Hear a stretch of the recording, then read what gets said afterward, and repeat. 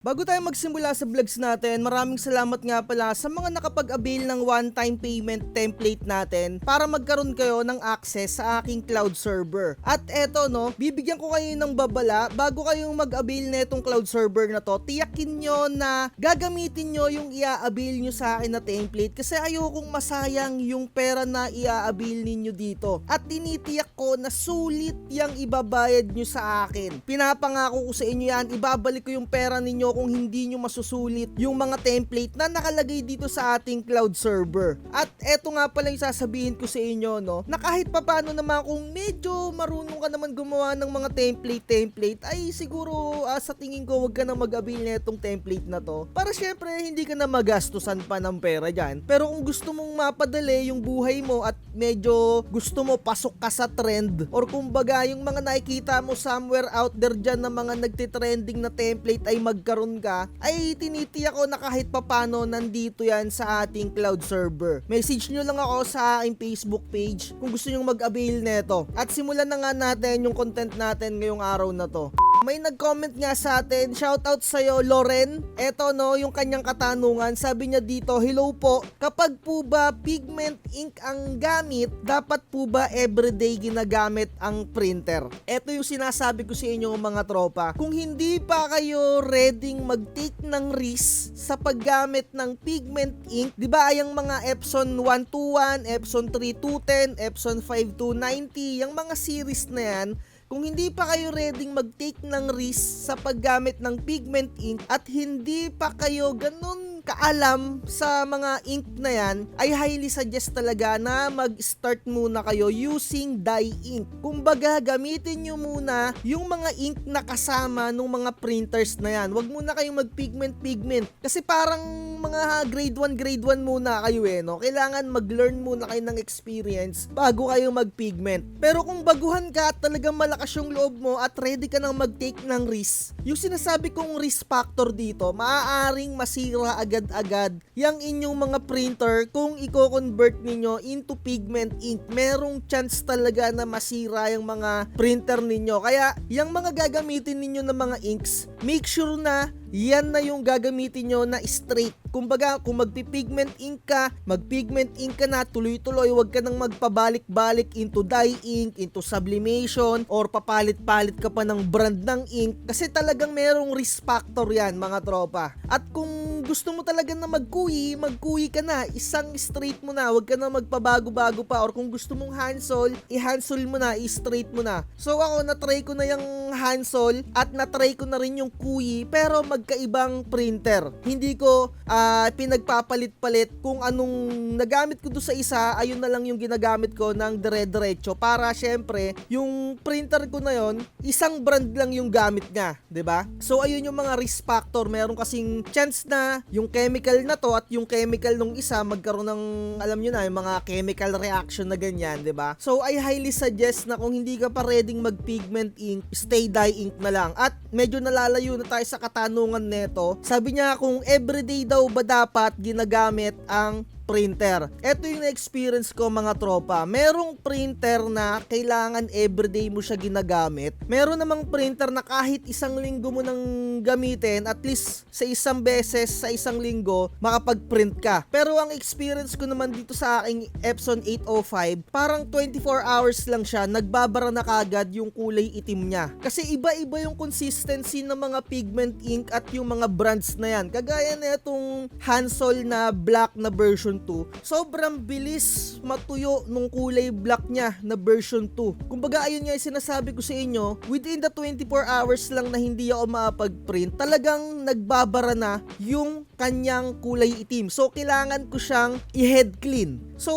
kapag halimbawa isang buwan naman akong hindi nakapag-print, na which is iniiwasan ko naman talaga, ay talagang magpa-power clean ka dyan. Magkukonsume ng parang 1/4 ata ng inks mo, or basta sobrang daming magagastos na ink kapag ka nag-power clean ka. Kasi ibubuga niya ng ibubuga yung ink na meron ka papunta dun sa iyong printer head para yung bara ay maitulak. Kumbaga kumbaga yung mga tubigas-tigas na mga ink doon ay mawala, no? So kung hindi ka nagpe-print din araw-araw, maaaring magbara at magbara yung inyong printer head. Pero kagaya nga ng sinabi ko sa inyo, depende sa printer eh. Kagaya nga nitong Epson 805 ko eh. Hansol Pigment Ink Straight. 24 hours lang, barado na. At netong mga nakaraan, meron nga akong Epson 121 na naibenta ko na kuyi yung nakalagay doon. Halos isang linggo na hindi pa siya nagbabara as in, 'di ba? Magkakaiba kasi ng factor 'yan. Pero ito yung masasabi ko sa inyo mga tropa, kung nagpi-pigment ink kayo, at least once or twice a week nagpi-print kayo kahit wala kayong mga customer. Basta mag-print lang kayo ng isang full colored. Ibig ko sabihin, no, yung mga picture na merong cyan, magenta, yellow and black, basta lahat ng kulay na maiisip mo, makapag-print ka. Or kung hindi naman, ay ganito yung gawin mo.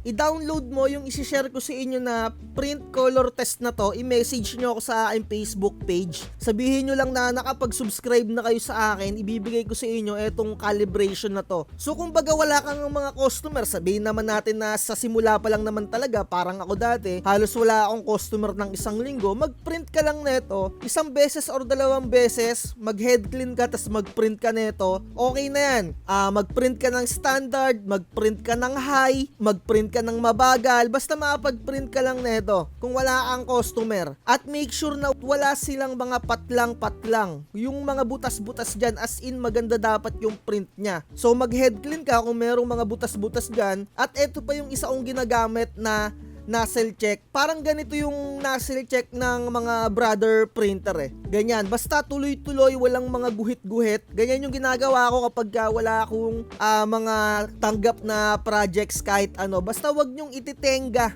yung inyong mga printer kapag pigment ink na. Kasi hindi siya agaya nung dye ink na matagal matuyo dun sa printer head. Kapag kasi pigment, sobrang bilis matuyo ng mga inks na yan. At iba yung kanilang mga consistency mga tropa, no? Kaya kailangan gamitin nyo ng gamitin. Kasi sugal talaga ang paggamit ng pigment. Kung hindi ka pa ready sumugal, huwag ka munang mag-pigment. At eto, bibigyan ko kayo ng tip kung talagang nagbara yung inyong nozzle check, di ba? Halimbawa, nag-print kayo nito, merong butas-butas. Tapos nag-head clean kayo. Alam nyo naman na siguro yung head clean. Ganito yung gawin nyo, no? Mag-head clean kayo, tapos mag-print kayo ng pure na kulay kung ano yung barado ninyong kulay doon. Halimbawa, barado yung kulay dilaw, mag-print ka ng kulay dilaw lang, as in pure kulay dilaw lang. Halimbawa ganito, mag-google tayo, type nyo dito nozzle check for colors or kahit anong kulay. Halimbawa eto, gusto nyong i-print, i-copy nyo lang yan, tapos i-paste nyo dito, basta palakihin nyo lang to. Ganyan lang yung gagawin nyo, i-google nyo lang, tapos eto na, antayin nyo na lang mag-print to, i-print nyo na lang, basta kumpleto yung kulay nyan. At kagaya nga nung sinabi ko, halimbawa kulay dilaw, sobrang barado yung kulay dilaw nyo, kahit nakailang power clean na kayo, kahit nakailang nozzle check na kayo, nakailang head clean, ganito gawin nyo, no? Mag-download kayo dito, yellow test print, or halimbawa magenta test print. So etong kulay dilaw na yan, ikakopy ko lang yan dito sa Word, paste ko lang yan dito, antayin ko lang na ma-paste, ayan, tapos palawakin mo lang yan, i-print mo na ng diretso yan. Ayan, i-set up mo na yan, printer settings, kung ano yung mga settings mo dyan, i-high mo, tapos palakasin mo yung buga, tanggalin mo yung high speed, custom, tanggalin mo, ayusin mo to. Dito sa slide bar, itodo mo yung yellow niya para lumakas yung buga ng kulay dilaw, 'di ba? So ayun na. Tapos i-print mo na yan. Ganyan yung usual kong ginagawa. At kung talagang ayaw pa rin, i-check nyo yung inyong mga nozzle. Yung sa mismong printer ninyo. I mean yung mga damper. I-check nyo kung mayroon pang laman na ink. Higupan nyo. Kagaya ng ganyan na makikita nyo sa screen natin. Higupan nyo ng syringe para magkaroon ng laman at tignan nyo kung medyo may singaw na, medyo maluwag na yung pagkakalagay sa inyong mga printer head, di ba? So medyo kailangan ng palitan yung inyong mga damper pagka ganon maluwag na. So time to time naman talaga naglulus yung ng damper dyan sa inyong mga printer head at kailangan yung palitan kung medyo matagal-tagal na. Pero ayan lang yung usually na ginagawa ko kapag merong bara. So yung pinaka-actual siguro next video na natin para hindi na lang humaba yung pag-check ng mga damper. So alam ko nagawan ko na ng content yon kung papaano i-maintenance. Eto no, makikita nyo dito. Ayan, eto lang yung usually ko na ginagawa. Nililinisan ko yung kanyang cupping station. Tapos minsan hinihigupan ko yung kanyang damper. Eto yung damper mga tropa. Ito yung sinasabi ko sa inyo na minsan, time to time, lumuluwag yan. Kapag sobrang luwag na yan, maaring dikitan mo yan dito or lagyan mo ng parang bara para sumikip. Pero kung gusto mo, palitan mo na siya. 'Di ba? Kasi medyo sumisingaw na yan minsan. So, ayun lang talaga yung ginagawa ko. Yung Epson 805 ko, magti 3 years na siya so far. At yung total prints niya, hindi naman pa ganun kadamihan.